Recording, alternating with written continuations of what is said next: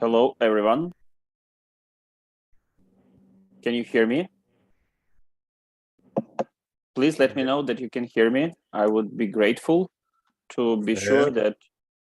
Okay, good. So, I can good hear you morning. fine.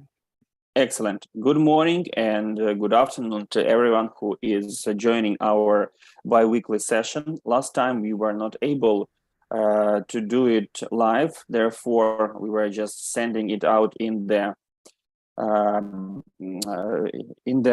newsletter.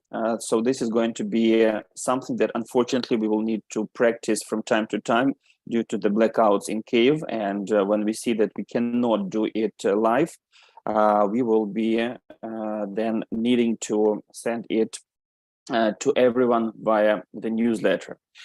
So today we have a lot of news. I'm currently located in the farmhouse of one of the good person, Susie McNeely, in the state of Washington. I'm in between of the hosting two groups in the United States of America on regenerative farming and processing, value adding, in other words. And I will be talking more in details about the current stresses in our trips that Ukrainian farmers want to cover during the trips, because thanks God, the life is returning to what we can in direction to normal in Ukraine. And we had the first commercial project since the war began last week. It was finished. So that was the first commercial project for Travelite Agro, and I'm glad that our farmers, Ukrainian farmers, are returning to thinking of the future and learning something new. So, thank you very much, dear Susie. Thank you, Dr. Steven Van Vliet, for having me here and for letting me meet Susie. So right now, I will have a chance to run this presentation to you without any blackouts and hopefully without any problems with internet, just like we would have if I were in Ukraine. So, World to Rebuild Rural Ukraine. This is the initiative that my team and we started at the beginning of the war, when we understood that there is a stratum of the society that was totally unprotected. Those are the village citizens, small farmers or family farms in Ukraine who have met or faced Russian aggression first, because Russian troops were coming through the villages towards the cities, like city of Kyiv. And of course, the atrocities that we have been hearing from Bucha happened also in those villages. Therefore, a lot of these people just lost their belongings, their farms. They were destroyed, damaged, at times just for fun, just like Russians were saying, you have 20 minutes to leave the houses and we will play war here. And they destroyed everything that was there. There were a lot of cases that they were simply shooting down or murdering their cattle, exploding the barns with cattle. And there were news with photographs and all these facts that why animals? What did animals do to them? But anyway, we have set up this program, World to Rebuild Rural Ukraine, to help these small family farmers rebuild their production capacities, their houses, and repurchase their equipment, and of course, the animals. So here are the four main directions of our work with these small family farms. So fixing, rebuilding the houses, the production premises, repurchasing the equipment, and the animals. Okay, so now, in order to be most transparent and corruption-free, we have discussed and we have invited reputable Americans and professors throughout the world to join and to help us making the right decisions on how the money, the donations to be spent. So before any penny is spent, we are to get the approval of the board of ambassadors of people throughout the world who are ambassadors and who are here to help us be most effective. There are two main principles. We never give off cash and we never upgrade. So we just rebuild what the person had or return what the person or the small family farm owned before the war. So how to help? First of all, in order to be able to get the donations legally, we have partnered with the company called LifeNets. This is the reputable American NGO who had been working before even the war, the full-scale war started, for over 15 years with the similar initiatives, and they score 100 scores out of 100 according to the Charity Navigator. Then we have Ukrainian NGO, Association of Veterans in Agribusiness. It was set up before the war. We just fine-tuned, so to say, the specialization of this association or NGO. So anyone can work with either of these two companies in order to help Ukrainian farmers, not companies, NGOs. It will be correct to say NGOs, in order to help these small family farms through the World to Rebuild Rural Ukraine initiative. And anyone, any company, any program is welcome to join. We are open because unfortunately or fortunately, there will be a lot of job for anybody here to rebuild what was ruined. We as Ukrainians usually try to repay or return the favor as soon as we can. And our company Travelite, we try to pay back to everybody, to all the good people worldwide who donated at least $200 by inviting them with a discount on our business trips. One of them is going to happen December 2nd, December 16th to New Zealand, or to join our online school that hosts at least 500 hours of trainings by professors on 5 crops production, professors worldwide. So this is recorded and all the presentations are uploaded. Anyone has the unlimited access to this data, and those are the latest researches within the 5 crops. And of course, I am looking for any opportunity to speak, to raise awareness about what is going on in Ukraine, because in addition to raising donations, the second most important goal of our program is to raise awareness of what is really going on with Ukrainian small farming industry, with Ukrainian countrysides that have been under occupation, with Ukrainian soils, and so on. And there's going to be a lot of interesting information about how we are going forward in fixing the things that Russia have destroyed throughout the war in these areas. This is our team, the Ukrainian part of the team, because you've seen the ambassadors. And this is our team from Travelite Agro. All of us are involved in preparing this information for you. For example, Irina Muchak, Andrina Bukhotny, and Yulia Bilenka, they have been working on the information today that I'm going to present today. Dmitro Kalitka is currently in one of the small farms that we are working with. He will do the interview with the lady who is Allah. You will hear more a little bit later, no spoilers. All the rest of the team, they work in helping us organize everything properly and work with the aid recipients so that we can be helpful.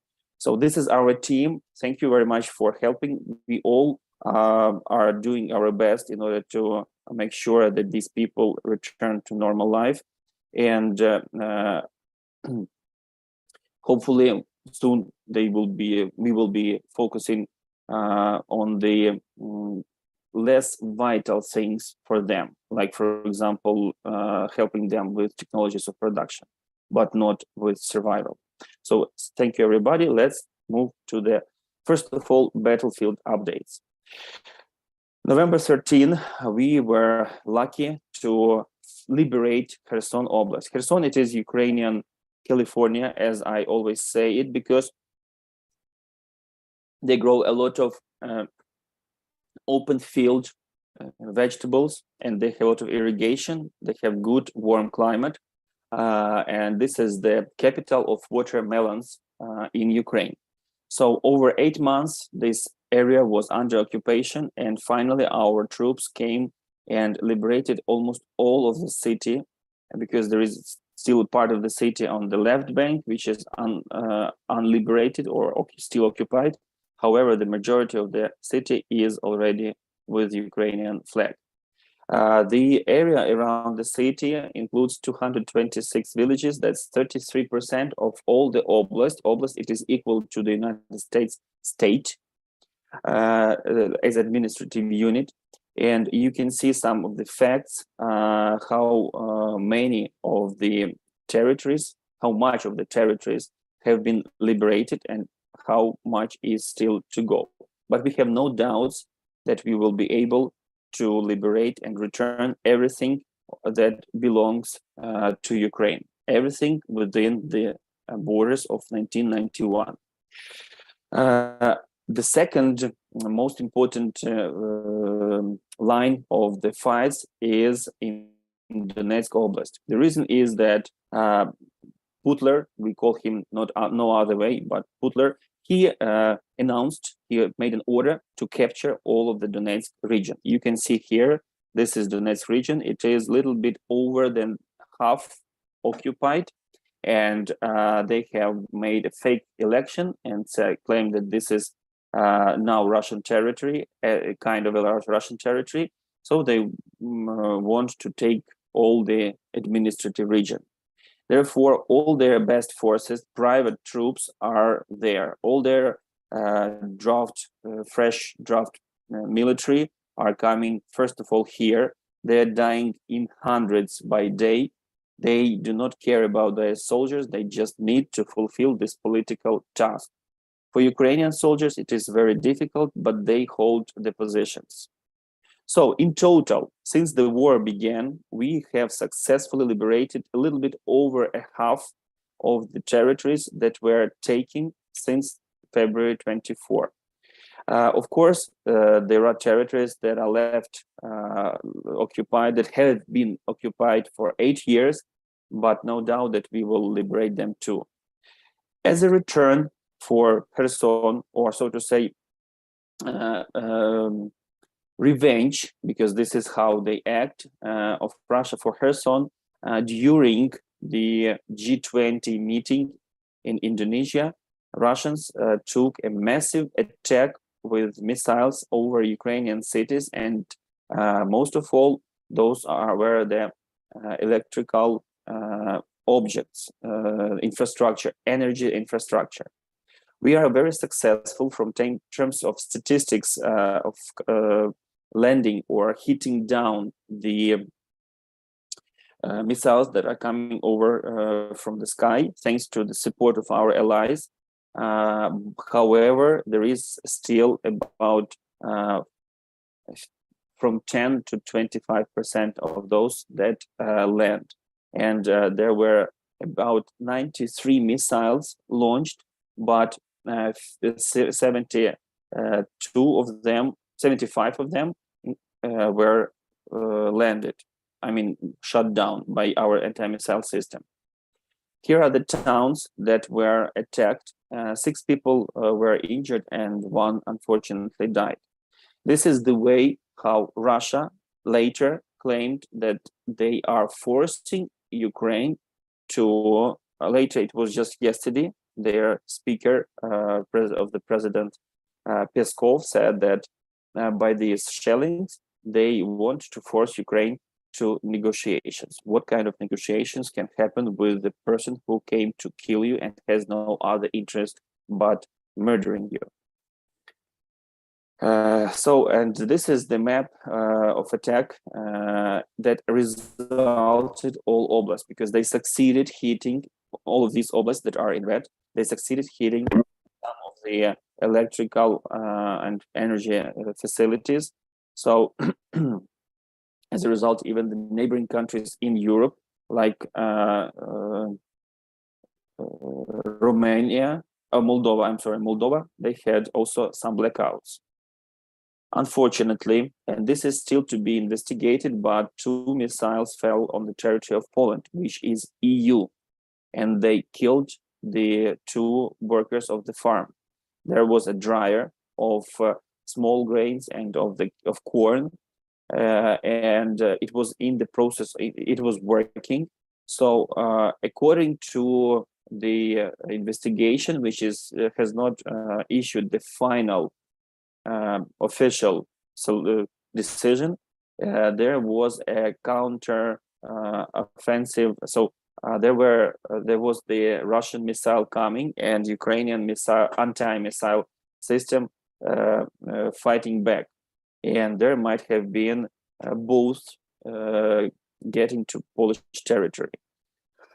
The reason why I say both, because first of all, there were debris of both, as if this is so far unofficial, but there were debris of both missiles, and also the explosion that you can see on the picture is not likely to happen from the missile that is attacking the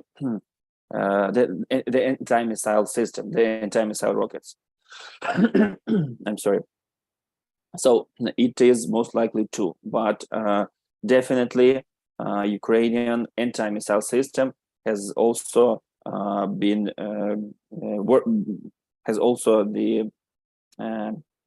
landed there, unfortunately. So this is how the Russian aggression is already touching upon the life of the people in EU and NATO partners. And what did Russian people start saying? So finally, you should fire more. Why EU and NATO have been so safe? So these were the comments in the public social media of people after they found out that one of their missiles landed there. Also, there was one from their officials, one option or version of what happened, that the dust from the grain exploded at this dryer. It was not the missile. And Belarus were the first to react. They said that no missiles were launched in that direction from the territory of Belarus. So this is how it looks now. 2 people unfortunately died. All of the countries, of the Western countries, claim that whichever missiles are there, this is the blame on Russia, because Russia was shelling Ukrainian countries and Ukraine officially has the right to fight back.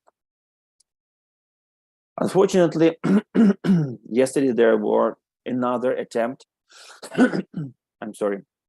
another attempt to shell Ukrainian cities, and as Peskov said, to force Ukraine to negotiations. And at that time they were shelling and targeting the gas pumping facilities or the Ukrainian ability to supply itself with gas.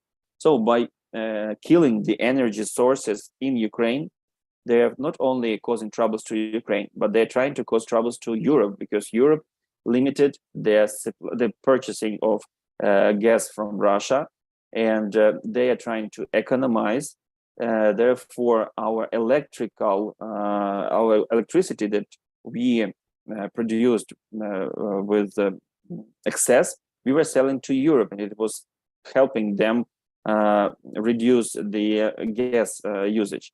So Russia is trying to influence, to blackmail not only Ukraine but EU with these attacks. These are the numbers of the casualties on the Russian side, and you can see that the numbers of the personnel is approaching 100,000. It's 83,000 dead soldiers. At times, most times, they are not even picking them up from the battlefields. So G20 or G19, as Zelensky, our president, called it. He proposed, he was honored to speak for about 20 minutes unlike all the rest of the countries. So he was able to present his plan of peace, as it is called in some of the media, with Russia, and the conditions under which Ukraine is willing to do some negotiations with Russia. At some of the points I'm going to some of the points I will go through in this presentation because they touch upon agricultural industry, food safety, and ecological safety. But you can see that our position stays very clear and very according to all the legislative regulations of United Nations. And by the way, this is everybody, majority of the countries have come up with the decision or with the,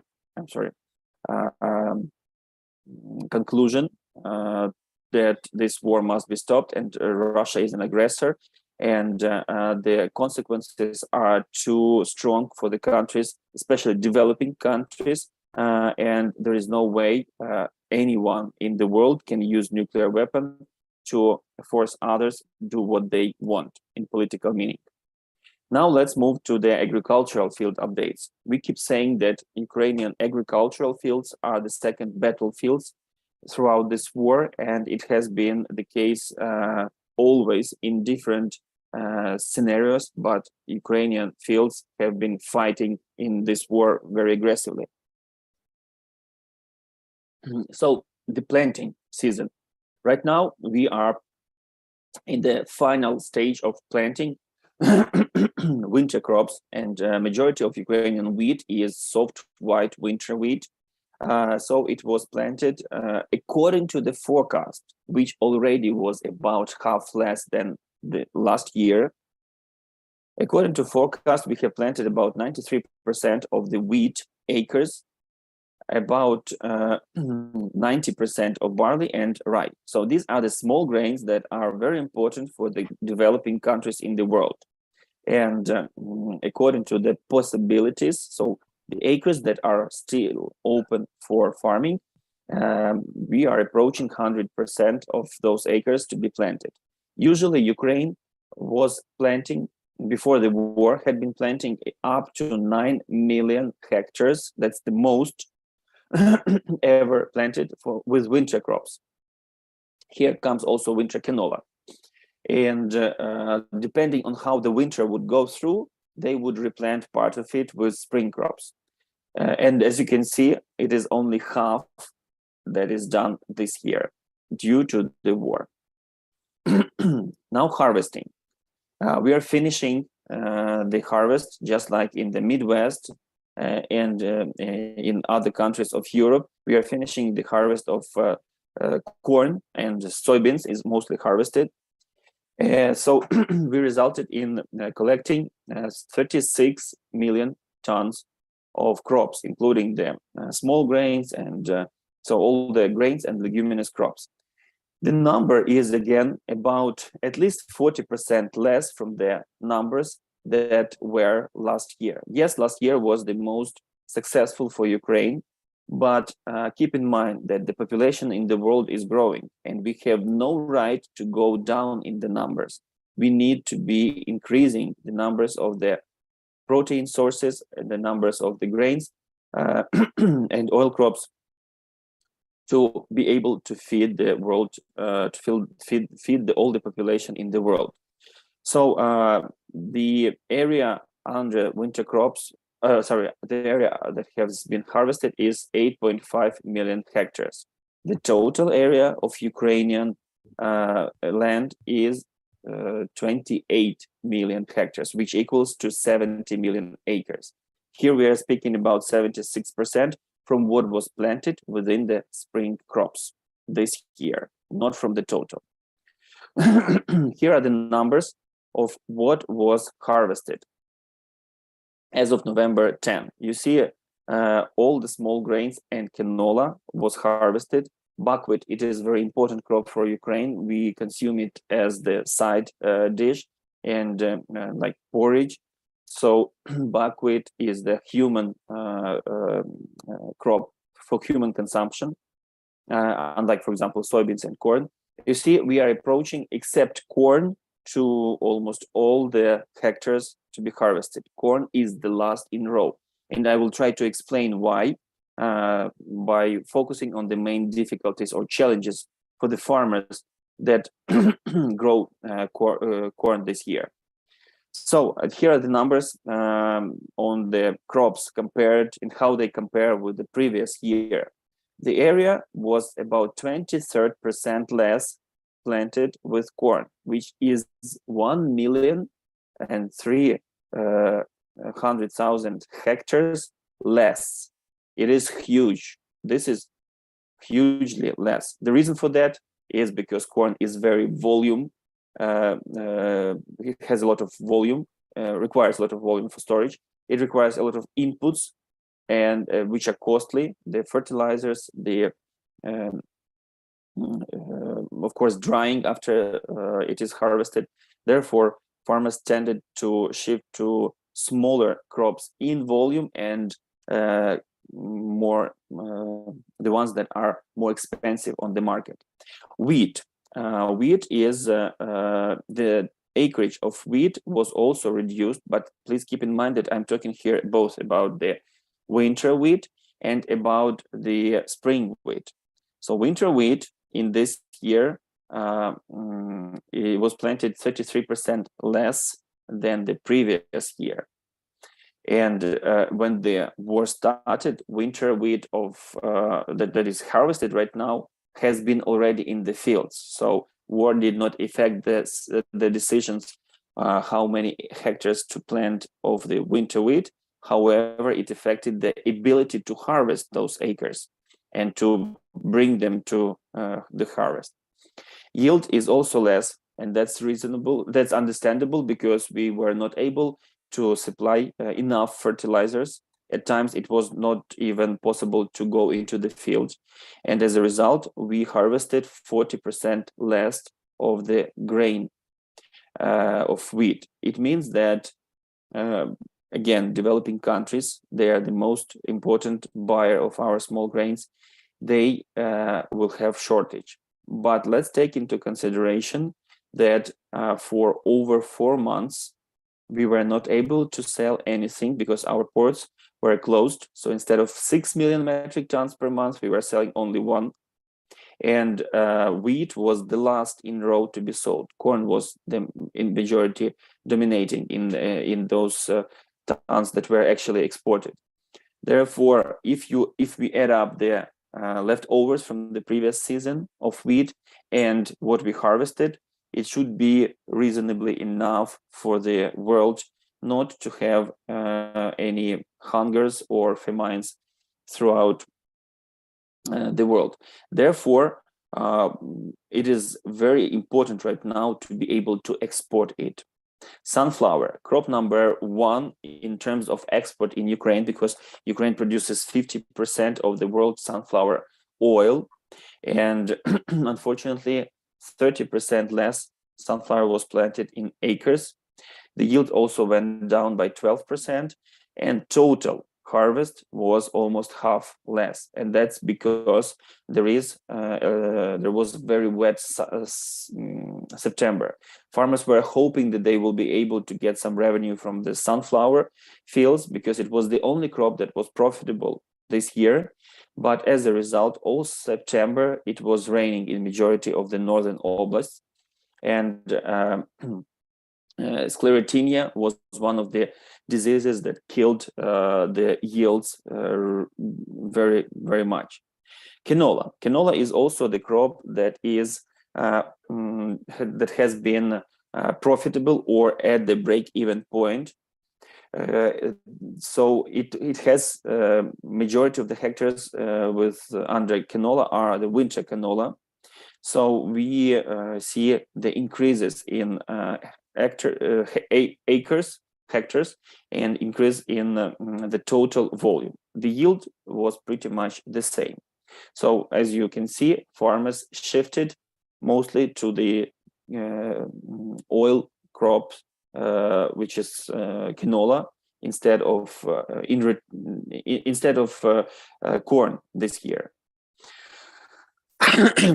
So soybeans, although the area was increased under soybeans, that is instead of corn, because with canola we had winter canola mostly. It was already planted, but with soybeans the decisions were made after the war started. Corn and soybeans, they always compete for hectares, and this year farmers tended to plant almost 20% more in hectares of soybeans.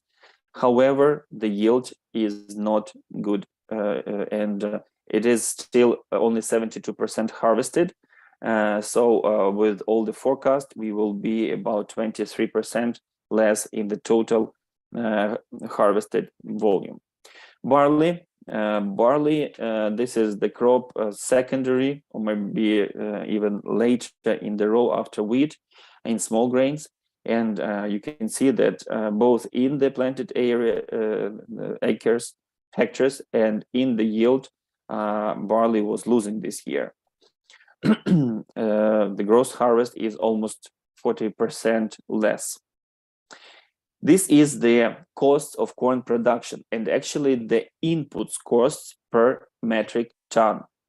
You can see the prices. For example, urea, just one of the examples, was $500 in 2021. In 2022, it is $650 higher in price. Potassium chloride, for example, 434 and 700, almost 30 higher this year. Diesel price, very important, in dollars. Again, it's not that Ukrainian currency got cheaper, it's the price for diesel went up 0.75 last year and almost 50% higher this year. So here are the challenges for those who are growing corn in Ukraine. And you as the farmers or the people who work with farmers can very well understand what is the situation for Ukrainian farmers seeing this slide. So the price for corn as of yesterday was $6.69 per bushel, which equals 255 for metric ton. Ukrainian cost per production, taking into consideration these prices that you saw on the previous slide, equals 7.6 bushels per acre. This is the cost of production. Yes, we are talking here about selling the past year's corn, but the costs of this corn is going to be affected later in the market. So there is a chance that corn prices might go up, but it might stay the same. Harvesting, usually the cost for harvesting is usually $0.4 per bushel. Drying right now is very expensive in Ukraine. If you want to dry it by 1%, to drop the moisture by 1%, and taking into consideration that the fall in Ukraine was very wet, farmers were harvesting at times 25-28%. So each percent going down was worth $5 per metric ton, or $0.13 per bushel. Then the local transportation, field to the elevator, is $10 per metric ton, or $0.25 per bushel. And the world logistics, it went higher 3 times since the war began. It is right now worth about up to, here I'm providing the highest numbers on this slide, but they are real. They are more real than the ones that you can see lower numbers. $180 for metric ton, which is 4.7 per bushel. It's 3/4 of the price for corn right now. Even if we consider that we got this grain for free without any cost of production, the logistics to the buyers is eating up, as we call it in Ukraine, 75%, up to 75% of its value. So what's the solution? The solution is just like in all the developed countries: corn processing, for deep processing, for sweeteners, for ethanol, and so on. This is something that helps United States keep the price up. And in Ukraine, it might be also something that will help the farmers keep the price reasonable. But we hardly have any ethanol plants in Ukraine. And one of the tours that we are asked to do this fall is on processing of corn and soybeans in the United States of America. So Ukrainian farmers and bigger companies are considering value adding in terms of processing these crops. So we are moving in the right direction, I think. Now the export. Let me remind you that Ukraine could export up to 7 million metric tons per month before the war. That's taken into consideration 5.5 million with the seas and a little over 1 million with the rest of types of transportation, railroads and trucks, and rivers included into this 5.5. A river, I mean the Danube River that goes through the western border of Ukraine, and it has a lower, much lower capacity than the seaports. However, it was also used for agricultural commodities. So within 8 months, thanks to the initiatives, thanks to reorganizing and Europe dropping the requirements to pass the borders of our trucks and our grain trains, thanks to a lot of efforts on both sides, European and Ukrainian, we were able to succeed exporting 26 million metric tons of grains within 8 months. So 26 divided by 8, it is still very little. We were doing, okay, let's make it 6 million per month before the war. And here we result in 3.25.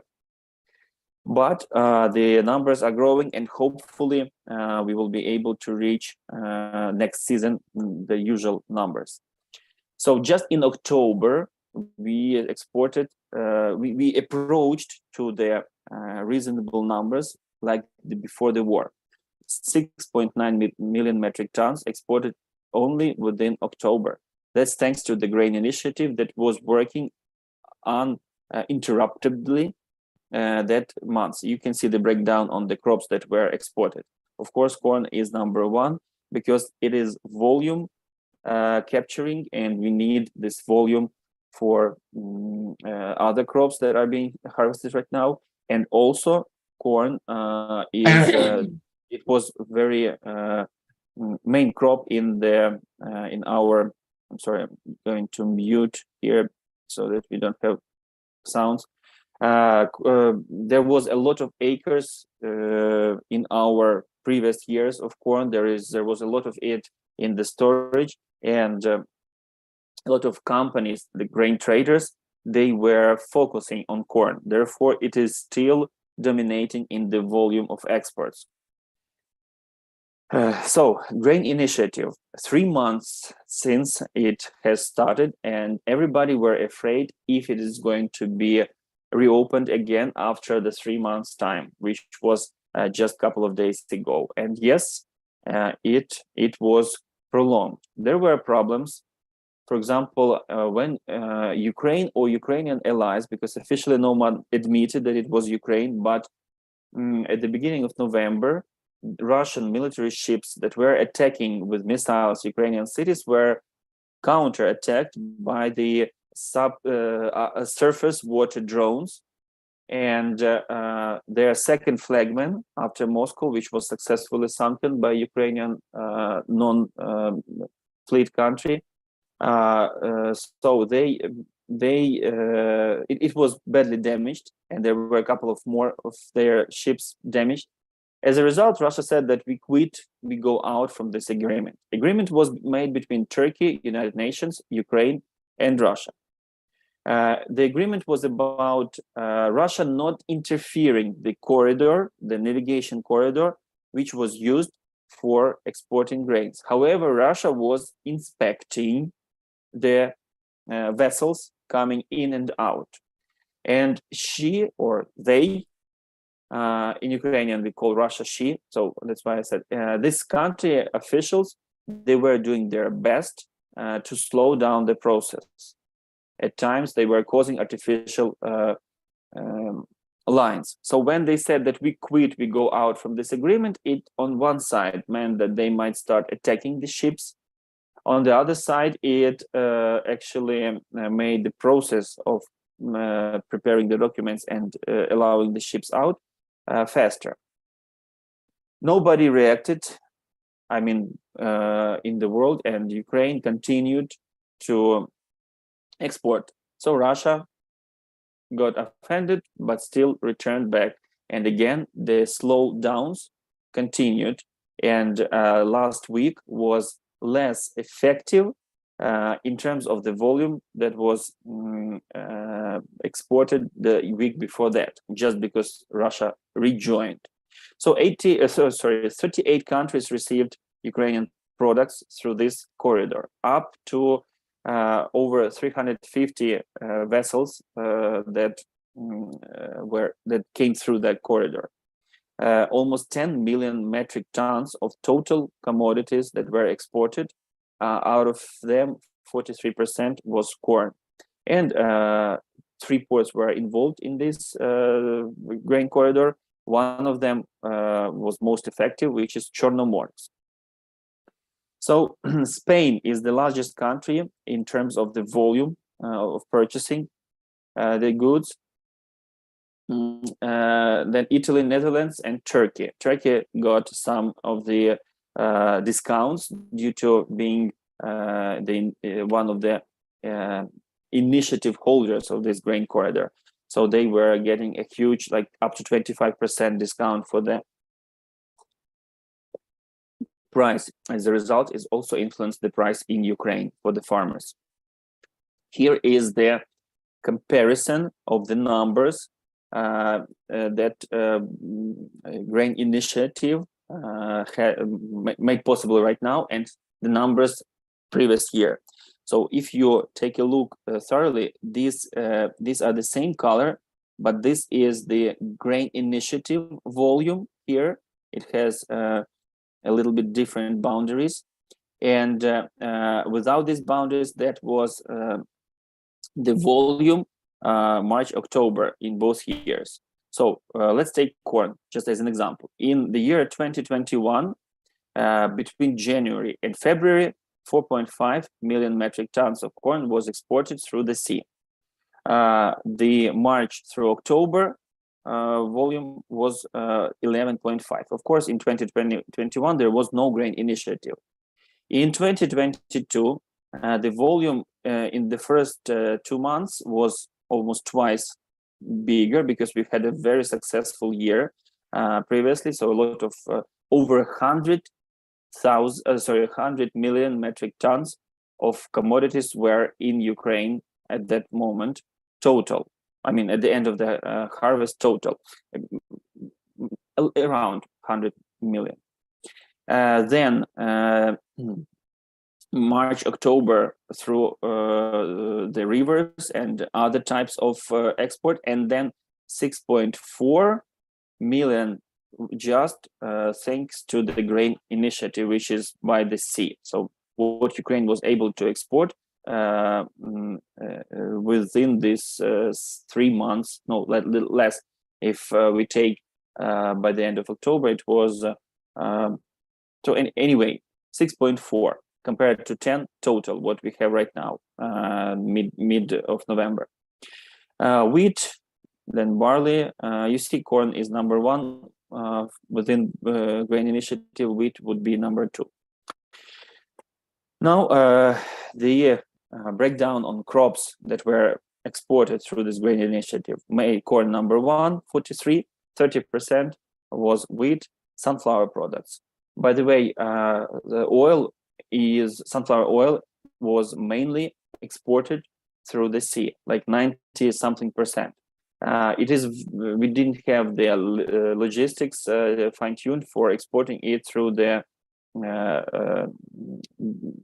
ground transportation, and therefore we could not sell any sunflower oil within these 4 months at the beginning. In addition to that, Russia was shelling the port in Mykolaiv.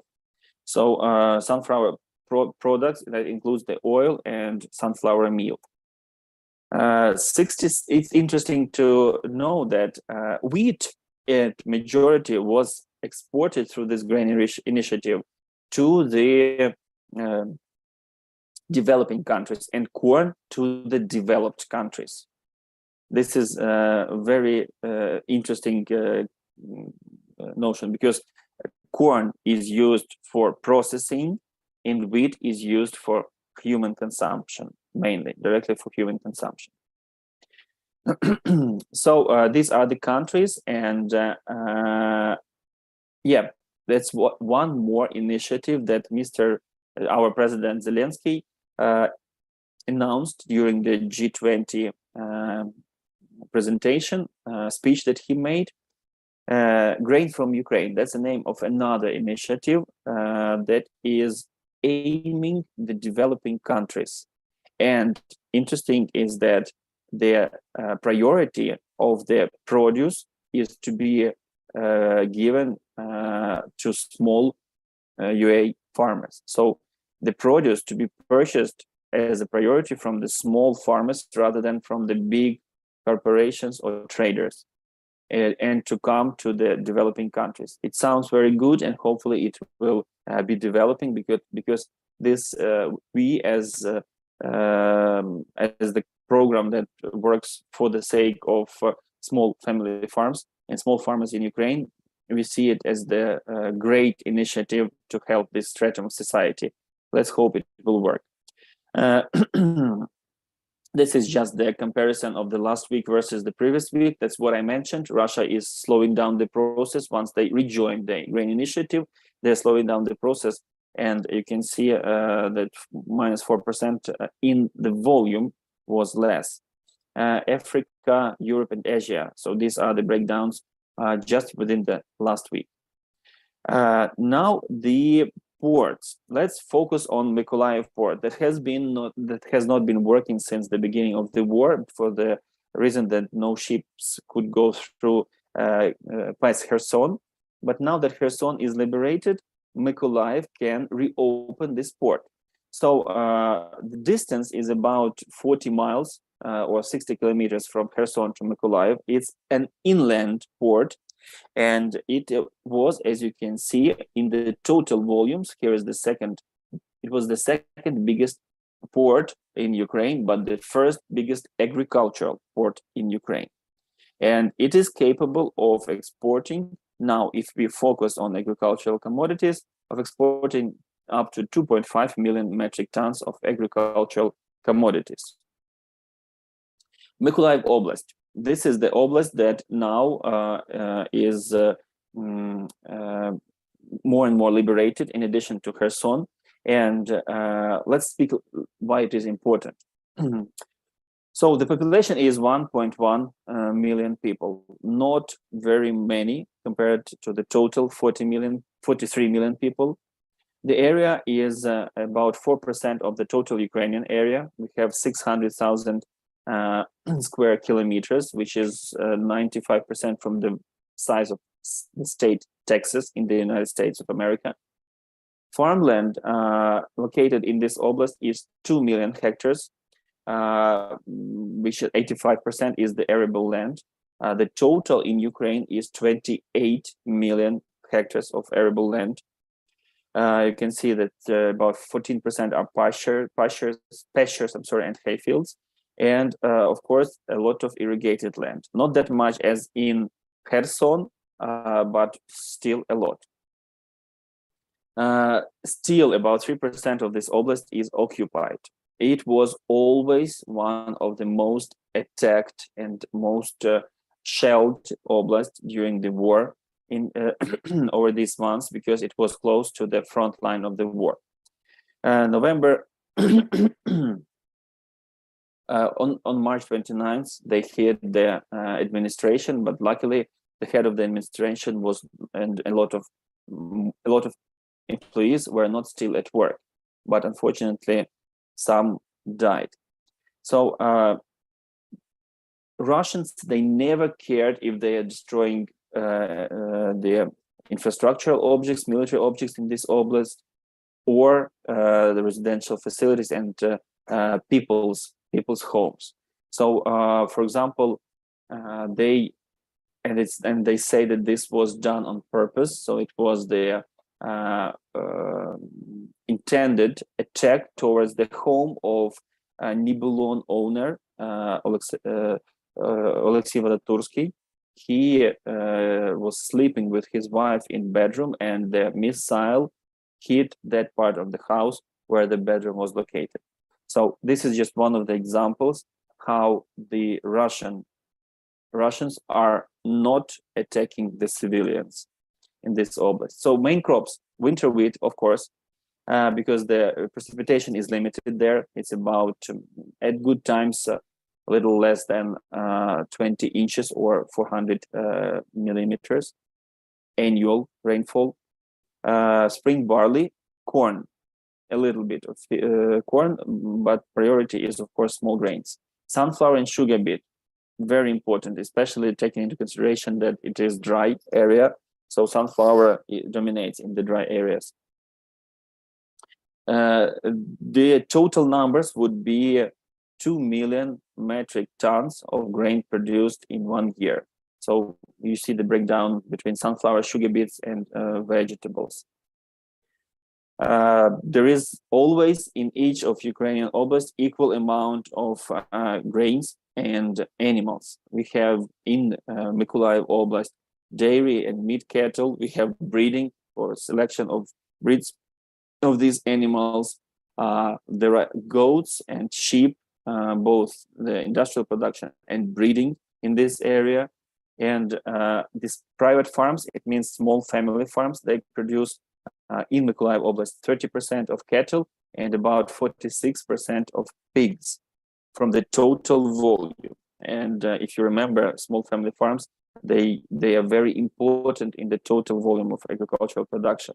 So we have processing of meat, we have processing of dairy products in that oblast, production, of course, of semi-finished or like ready to cook products, a lot of oils because of the sunflower and because of being close to the port.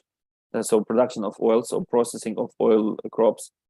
Of course, wheat being dominant, there is a lot of production of meals, production of flour, cereals, and pasta.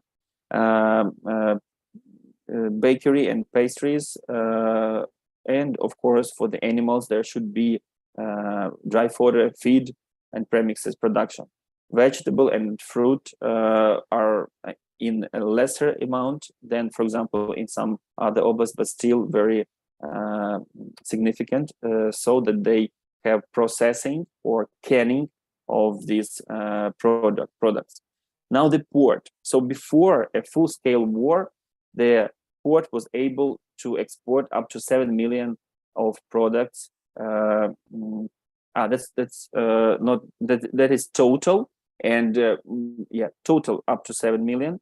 But the port itself was number one in the volume of agricultural commodities. So it most likely had a potential to reach up to 5 million if focused only on agricultural commodities.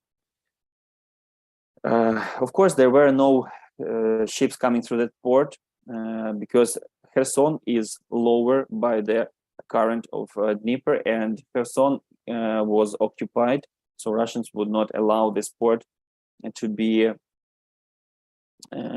used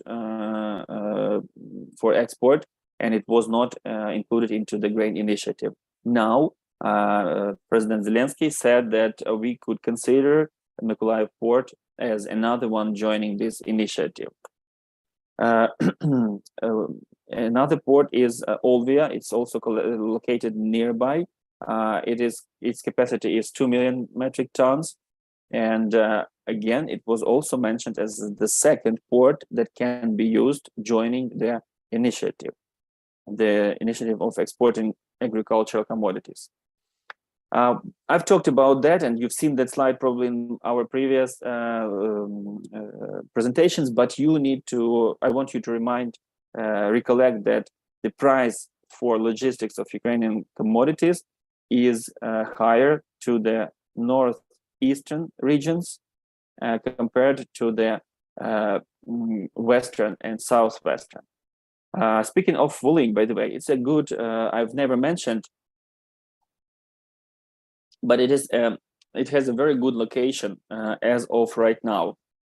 You see, it was as far away from the ports as any other of these northeastern oblasts to the current locations of export, the main ports.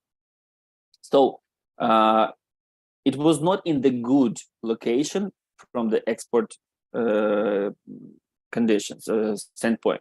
However, if we prolong the map here, the distance from Volyn to the Baltic Sea ports is equal, even less than distance from Volyn to Odessa or Mykolaiv, which means that and this is what's happening right now, there are companies that are remodeling their terminals, building the bins for storage. This oblast can build the railway, which is narrow, just like in Europe, and it can export grains to Baltic seas with the more interesting conditions, or like for less money than to Odessa. So Volyn is becoming a hub, so to say, to export grains right now. Now the eco side. And here I would like to present today a very important initiative of our program that to be added to our main focus, supporting small family farms. So the eco side. This is one of the things that President Zelensky mentioned at the G20, because a lot of fields, a lot of reserves, parks, forestry, and natural locations have been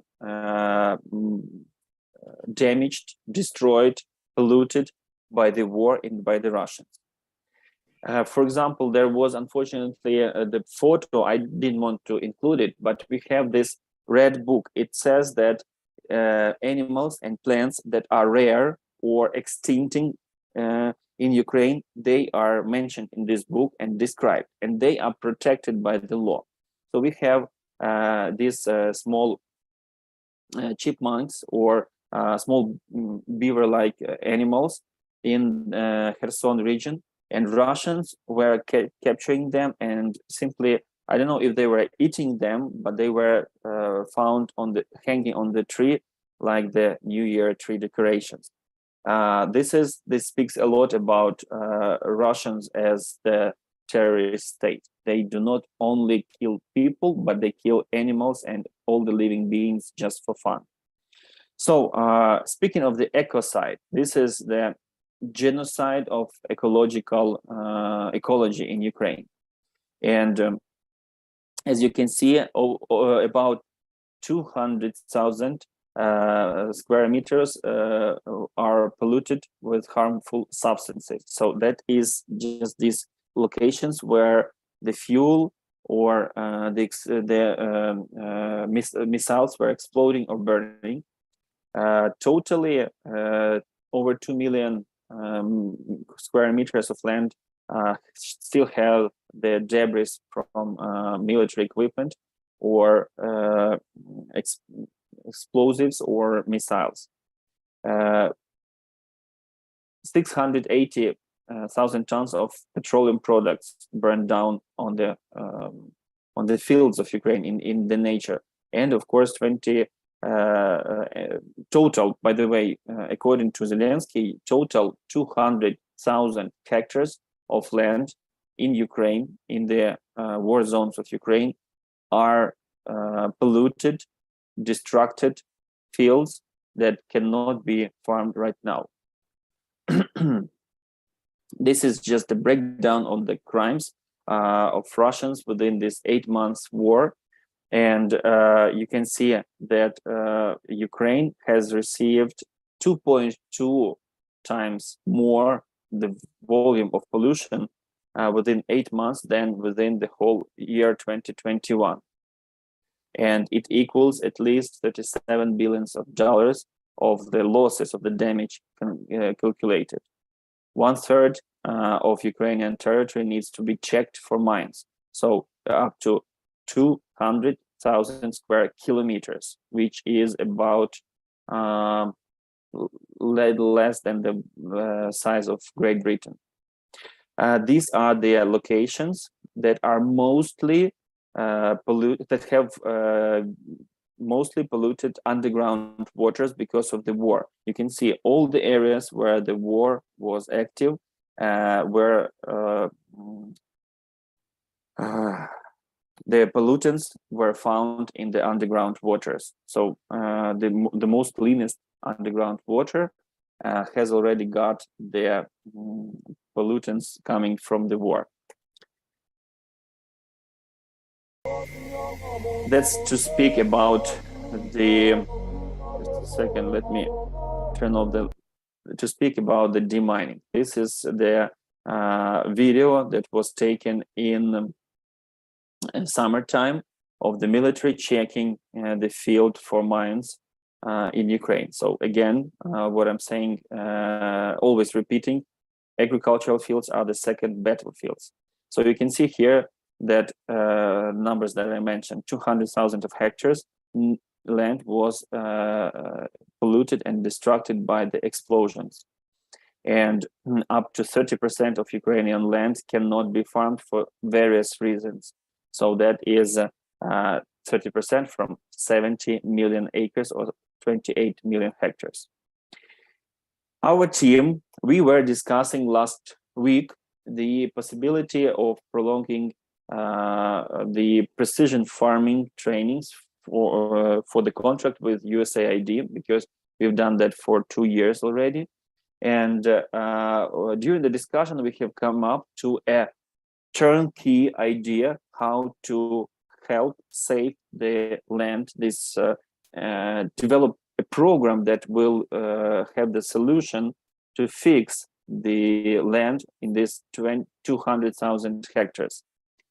And it involves all the Ukrainian companies, which is very interesting and very promising. So in other words, in Ukraine, we have enough of the specialists to be able to do it. What we need, and here is the request to everyone, to you, what we need is the scientific expertise to support this initiative and to develop the most effective instructions to those teams. So what are the stages of this process of fixing? First of all, using the precision farming or drones, we will do mapping. And the company Drone UA said that they are supporting this project, they will participate. There are drones that can not only provide the visual photograph of the field, but also help develop the field map that would identify the potholes or the craters from the explosions and mark them as not as the ones that not to be farmed.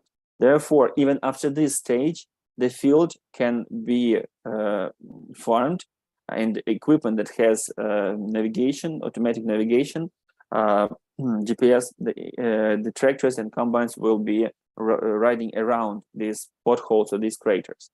But that's not all. Still, we need to do the demining, like you saw on the field. The way on the previous slide, in the fields, the way they were doing it, it is very, very expensive. It's much more to demine 1 hectare than to buy a hectare of land currently in Ukraine. So there were 2 initiatives that I have come across in Ukraine. One of them, it is FRIEND initiative, again using the drones for detecting the metal objects in the soil and then particularly coming into those locations and checking for mines. The second one is the tractor the autonomous small tractor with wings like the sprayer, and instead of the nozzles, there are detectors. It is more effective than the drone because it is closer to the soil. It can hold bigger scanners, and this is one of the options we can use to demine, to make sure that we can enter this field. Then, of course, these craters, they need to be worked out. So the craters, at times, they are very huge, and they require hundreds of trucks of soil in order to level it up. But this is only in cases when the avia bomb was dropped from the airplanes, which is not an often case. Mostly those are the artillery potholes or craters. They are smaller ones, and they can be fixed, they can be leveled, but they are polluted, and we need to know what's there, what kind of polluting chemicals are there. And here, when the technology of PXRF is coming into being, we've been working as a Travelite with Dr. David Weindorf, and I'm currently waiting for a reply from him. He has developed a system of testing the soil for pollutants and for microelements and for elements, fertility elements, using this PXRF technology. They have been very successful in identifying the pollutants in the on the banks of the river Missouri, when Mississippi, I'm sorry, when there were some waste waters coming into it. So they were checking with this very quickly how far the pollutants came. Also in the Bay of Mexico, when the oil the crude oil was polluting the waters, they were checking how massive was the effect of that catastrophe. So we can be quick. We can with this equipment, we can quickly test what is wrong with this soil in the crater, and then knowing what elements are there, we come to the yeah. By the way, this equipment is produced in Ukraine. The company is named Elvatech. They have the factory in Kyiv.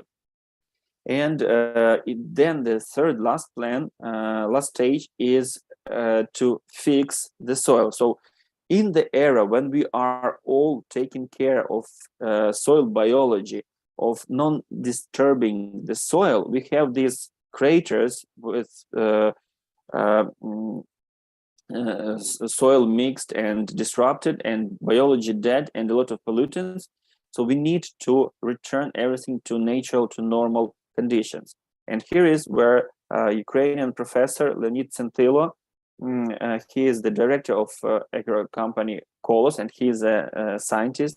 He had developed, he had been always involved in biologization of the soil, or regenerative agriculture, as it is called in the United States. And I met him 3 weeks ago. He said that he has already, and his team, been developing the instructions how to fix fields after the war, how to return them using the compost, using certain cover crops, and fixing the crop rotations, how to return these soils, these fields, into normal production. So our initiative, and we will be approaching USAID with this initiative, is a turnkey solution to this problem that is currently in Ukraine. It has all the stages in Ukraine, so we do not need to import a lot of stuff here. What we need is the support of the scientists who have been working with these stages, to help us provide the instructions, write the instructions that will be most effective. And this is the technology that can be used in other countries too, the countries that have been under the war, because now that the population of the world is exceeding 8 billion people, each of the acres is going to be considered for farming, and we must return them into production. So now we are done with the part of the news. And we are returning to our World to Rebuild Rural Ukraine program. So just wanted to remind you that Ukrainian farmers are divided into three types of farmers. First of all, the big corporations that farm about up to 20% of land. Secondly, the most massive amount of farmers from the numbers. By the way, here's Leonid Sentilo. So they make up from 45 to 50% of land. They are private farmers and small family farms. They make up to 30% of land, but they produce very significant amounts of crops and animal produce. So here are the numbers that they add up into the total production of each of those crops. Horticultural production goes up to 70%. All the village citizens have some kind of vegetable or fruit gardens. Dairy produce, every second or third of them has a cow or two. Small grains, 40%. Here I need to specify that small grains from the spring, small grains. They need to feed their animals, so they grow some small grains, but plant it not in the fall, but in the spring. And 90% of the potatoes. We have a number of big potato producers, but they make up only 10%. So every second or maybe 75% of village citizens grow some potatoes. We have been working with 3 aid recipients since the beginning of the war. And Kokosha Alla, she was the first that we started to work with. And this is how her yard looked like at the beginning of the war. We started rebuilding a smaller house for them in the end of summer, when we were able to finance that with your help. And this is what we have come up right now. It's almost finished. There is a slight work to be done from the outside. And I would like Dima to join live from that location right now for us to show what we have succeeded to do. Діма, ти там? Алло, Дім. Чуєш мене, Діма? Так, так. Окей. Можеш зараз включити відео, будь ласка? Так, включаю. Вже темно. So it is already dark in Ukraine. So I will show you the pictures that we took while it was still sunshine.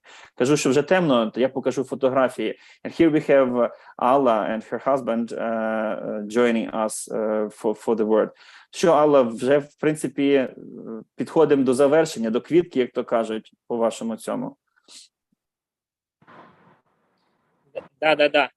Може, нас погано трошки буде чути, але вже закінчуємо фінішні роботи. Фасад повністю будинку закінчений, як ви бачили на фотографіях, я переведу камеру, тут буде ще можливість подивитися. Ага. So this is how it looks like. We are finishing the outside works, the decorations. The door needs to be put in, and it's most likely here. And yeah, it is on the last stages of rebuilding. Гаразд. Скажіть, будь ласка, так. Чуєте мене, да? Так, чути. Да, скажіть, будь ласка, як вас в плані оптимізму на майбутнє і чи вдається помаленьку повертатися до нормального життя? I asked, how do you feel about the future? How optimistic are you? And are you capable of returning to normal life? Ви знаєте, ми українці, напевно, всі оптимісти. І ми повертаємося потихеньку повертаємось до того життя. Звісно, воно не було, ракети літають, життя важке, все бомблять, світла нема, але ми тримаємось. Дякувати Богові, живі, дякувати людям, які нам допомагають. Ми дуже щиро вдячні тим людям, які відгукнулися на наше горе. Дякую всім. Давайте я перекладу. Секундочку, Алла. Sorry, перекладу. We are Ukrainians and we have no other choice. We never give up. little by little we return to our normal lives, and we are thankful. We are still in the conditions when there is a lot of blackout hours and there are missiles flying over us, but we step by step return to normal life, and thank to all good people that supported us in these hard times by any means that they were able to. Скажіть, будь ласка, зараз ви в якому саме приміщенні проживаєте, і чи є шанс того, що зиму ви проведете в теплі? В приміщенні ми в будівельному вагончику так і проживаємо з дітьми, в теплі, сказати, від світла до світла в нас тепло, але гріємося, як сказали, ковдрами, котиками, собачками. Ну що робити? Терпимо, поки цих русаків виб'ємо з нашої землі. Не знаю, що буде далі, як ми завтра це переживемо, нічого не можу сказати. Поки в нас є від дощу, від снігу де сховатись, ну як прийдуть морози, не знаю. Перші морози будуть на днях, побачимо, виживемо, слава Богу, останемось живі. Нічого не можу. I asked what are the conditions that they live right now, and Allah says that they have been living all this time in the small cargo part of the car, so to say. It's like that. Just a second, just like the military booth on the wheels. And when they have light, they are in warm conditions, but very often, as you know, are blackouts. So what they use in order to keep warm are blankets, each other, and the cats. How it's going to be in the nearest future, because frosts are coming, they don't know, but we'll see. We'll see. This is the words of, so to say, hope for the future. Я зрозумів. Ну, я сподіваюся, що, звісно, да, опалення ще в тому будинку немає, але, можливо, на самий найгірший сценарій, коли буде дуже вже холодно, то можна буде врахувати можливість поставити там якусь на дровах опалення, да, і туди переміститися. Наскільки це реально? Ну, будемо намагатися, але поки що не знаємо, як і що, ну, все впирається в гроші. Сьогодні всі хочуть грошей, а гроші не маленькі, можна сказати. Навіть навіть газ туди підключити. Зараз це просто проблема, ну, велика, можна сказати, проблема. Все заключається в тому, що треба під газ проєкт, узаконити цю будівлю для початку, потім намалювати проєкт, тільки тоді буде газ. Купити лічильника, обігрівача, якого там, ну, все по колу ходиться. Ну, I said that at least this house you would be able to put some wood burner and to be able, if gas is not connected yet, because the inside part of works, this is still to be done. And Allah says that yes, a lot of work is to be done with getting the permissions to connect the gas to this premise and then to start fixing it inside, because the explosions that were happening, they tore down the gas pipeline, and it is all expenses that need to be made to get the gas connected and the heating set up in this house. However, the walls are there and the roof is there. Гаразд, тоді я вам можу побажати тільки, щоб, скажімо так, за теперішніх умов складалися зорі оптимально для вас зараз в плані тепла і в плані перезимовування. І щоб до наших проєктів приєднувалися ще бажаючі для того, щоб допомогти вам всередині в будинку облаштувати все. Ми, можливо, спробуємо поговорити з громадою, точніше з вашим сільрадою, щоб вони по проєкту, по крайній мірі, посприяли. Дякуємо вам і всім дякуємо. Сільрадою з нашою ми балакали сьогодні, то фіни відказали в ставці цих тимчасових будиночків модульних. Поляки ставлять тільки містечком, де у нас біля школи там будинки багатоквартирні. Поки ми на вулиці, я з ними постійно на зв'язку, вони наче нас і не кидають, оптимісти, і допомогти. Якби хочуть, але не можуть. Шукають вони в поисках цих спонсорів, хто б міг іще. Була сьогодні в них нарада, але вже я не зв'язувалась, бо тут були з Дімою. Туди, то вже і ніч настала в нас, холодно, морозець, але ж терпимо, держимося, що робити? Треба жити, діток, один випускник, що робити? Живемо, крутимося, працюємо, не лежимо, не спимо. So I said that let's hope that there will be other initiatives helping to work inside, to fix everything inside, and we will talk with the local governmental institutions to facilitate the process of preparing the papers for connecting the gas to the house. She says that yes, I'm in touch with the mayor in the village. They are looking for because there are a lot of people in similar troubles in that village. They are looking for sponsors and supporters. There are Finnish projects, there are Polish projects of building these temporary houses.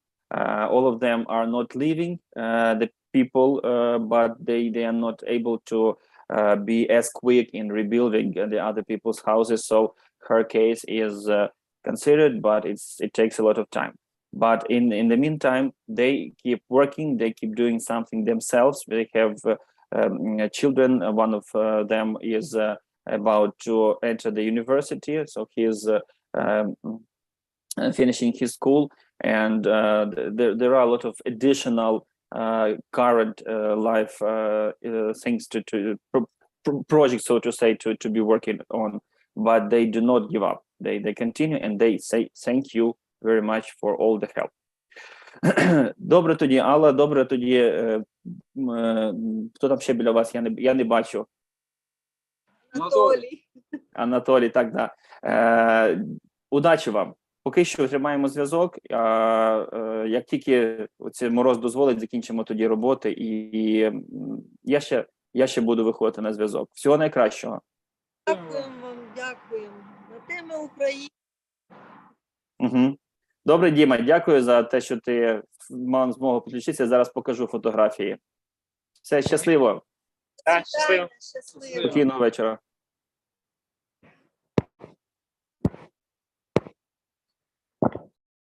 Okay, so here are the photographs that I was going to show. This Dima was sending them at the beginning of our today's connection.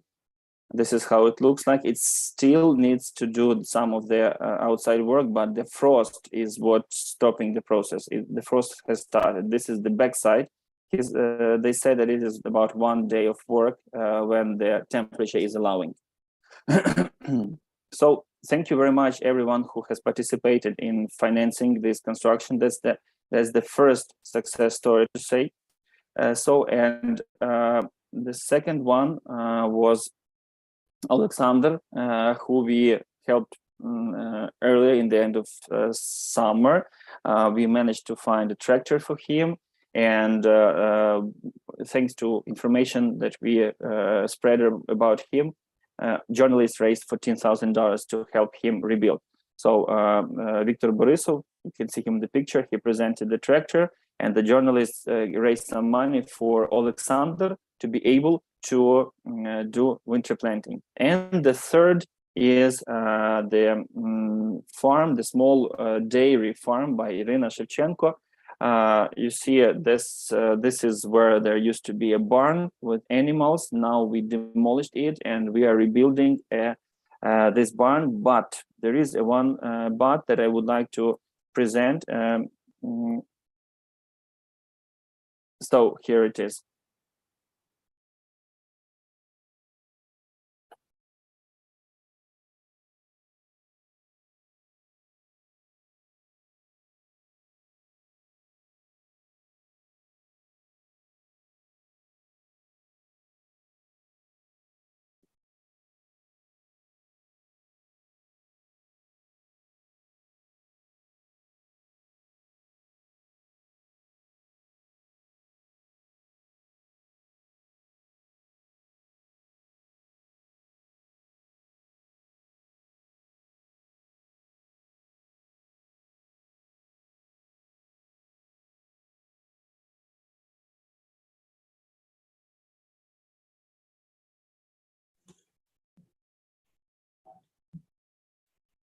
Roman, it's not showing it. Oh, it's not? I'm sorry. Thank you for letting me know. Okay, just a second. Strange, why it's not? What about now? Can you see now? Yes, now we see the video. Rest of the windows. Good. This is the other side that is more damaged. You see the plastic part that's like temporarily, and the 3 windows also covered with plastic foil. So we are able to substitute them, but if it is enough for the winter, for the cold winter, that's a question. These explosions were happening in February. After that, they had freezing temperatures, so the heating system inside the house was damaged. It was just frozen. Therefore, the main goal right now is to build this barn and to make it something like a residential facility, along with the kitchen to cook the cheese. And it's going to be a little bit bigger in acreage, in square feet, but we will recalculate so that the owner, Irina, and her daughter have some place to stay over winter. So yes, the idea here is to build the walls, and right now we are at the stage of foundation that was cemented. It is now concrete. It is prepared to build the walls, and after Allah's house, this construction team will go to Irina and start fixing the walls. Yes, we are late in the season, but at least Irina has this house that can provide an alternative for the winter. We have found these windows, and they are going to be put instead of the old ones in the nearest couple of maybe a week or two. The windows are already delivered. They were also donated by one of the farmers. But meanwhile, we will be approaching the ambassadors to change the budget of this barn that is going to be both now the barn and the kind of like residential facility. And that's pretty much it for today. A lot of news. I tried to be most quick and specific about it, but as you can see, 2 of the 3 aid recipients have succeeded to get something from, thanks to you, thanks to all your help. And we proceed working on raising the awareness. Last week I was speaking at the conference of CropQuest. I'm very thankful to the organizers and to John Hecht, who invited me. I was able to talk to many, over 100 people throughout the Midwest, who work throughout the Midwest. They will help us spread the word.